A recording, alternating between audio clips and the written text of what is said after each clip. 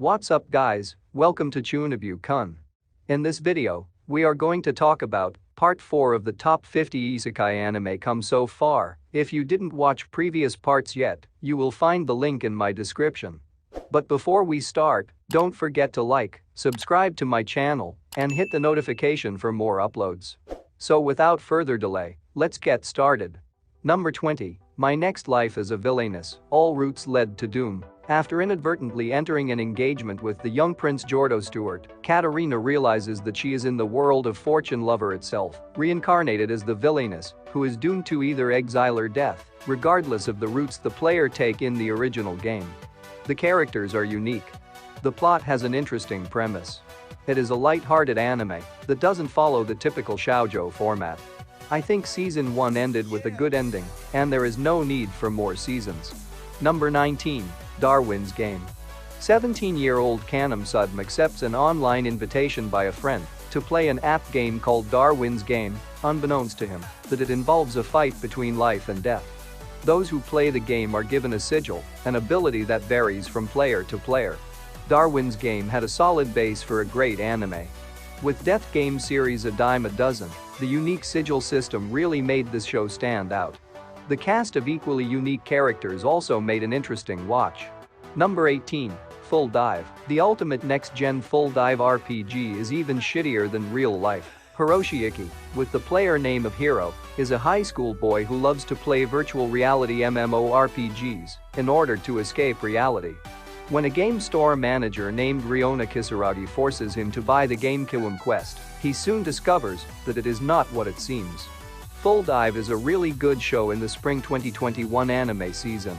If you just want to get a couple laughs, go for it.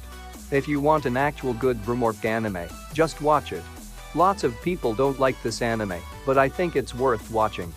Number 17. The Devil is a Part-Timer. The demon lord Satan seeks to conquer the world of Entisla by annexing its 4 continents with the help of his demon generals Alciel, Lucifer, Malakota, and Adramalich. After being confronted by the hero Emilia and her companions, after they had killed Malakota and Adramalich, Satan and Alciel escaped the world.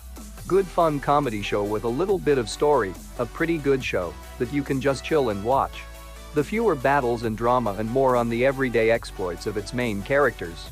It's a fun anime that is often hilarious. Number 16. Gate. A gate appears in Tokyo's Ginza district sometime in the 21st century. The government sends a small group of soldiers from the Japanese self-defense forces to the alternate world beyond the gate. Led by a Taku soldier Inji, they find that the villages in the world are being attacked by a dragon. The series starts its pace rather slowly at first, but is very effective and refreshing for a better outcome. The technical aspects of the show are really good. Number 15. Cautious Hero. The hero is overpowered but overly cautious.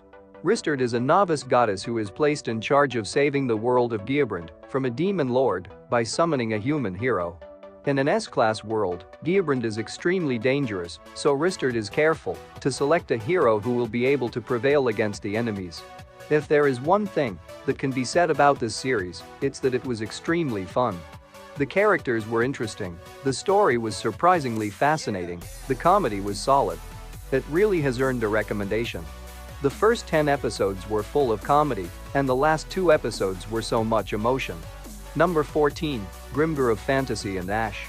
The story follows a group of people who suddenly find themselves in a fantasy world with no memories from before their arrival and chronicles their struggles to survive and make a life for themselves as volunteer soldiers. It's a dark anime because Grimgar takes a fairly more realistic approach to its fantasy setting. Characters aren't thrust into the world and then turned into great warriors overnight with the ability to obliterate enemies in an instant. This is one of the reasons it is such a slow burn. Number 13. By the Grace of the Gods.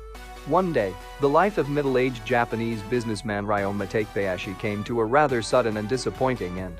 Ryoma had never had a blessed life, but after his death, 3 great gods sought his cooperation and reincarnated him as a child in another world with swords and magic. Overall it's nice and pleasant, and generally a good time to be had with a nice theme and some healing. So I do recommend it to fans of such a theme, or people that want to relax. Personally, I think it's worth a watch for that at least. Number 12, Wise Man's Grandchild. A young salaryman who died in an accident was reborn in another world filled with magic and demons. As a baby, he was picked up by the patriot hero sage Merlin Wolford and was given the name Shin. He was raised as a grandson and soaked up Merlin's teachings, earning him some irresistible powers. It's not unique, and to be honest, it doesn't need to be. The story does get better as the episodes progress, with some decent fight scenes. It was entertaining enough to keep me watching more and more. Number 11, The Saga of Tanya the Evil. The story of an elite, yet stubborn Japanese salaryman who is reincarnated as a beautiful but cruel young girl in an alternate World War II. The animation in the first episode definitely had their flaws, but the series becomes better as you watch it. It is definitely worth watching just for the novelty of its true subject matter. In other words, the series is good. If you like military strategy-based animes, then the story wouldn't disappoint you. And that's it for this video. Thanks for watching. Stay tuned for my next upload. Until then, sayonara.